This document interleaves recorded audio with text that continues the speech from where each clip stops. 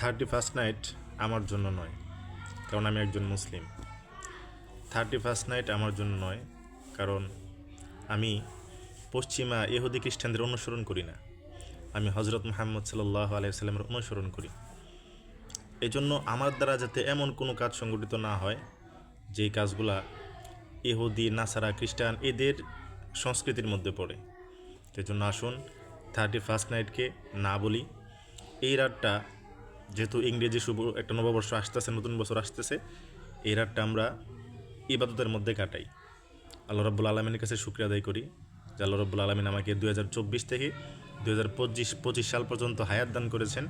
এজন্য শুকরিয়া তান, নামাজ পড়ি, আল্লাহর ইবাদতের মাধ্যমে রাতটা পার করি।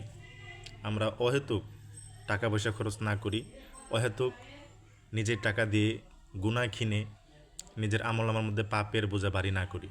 আল্লাহ রাব্বুল আলামিন আমাদের সবাইকে সঠিক বুঝ দান করুন, আমিন।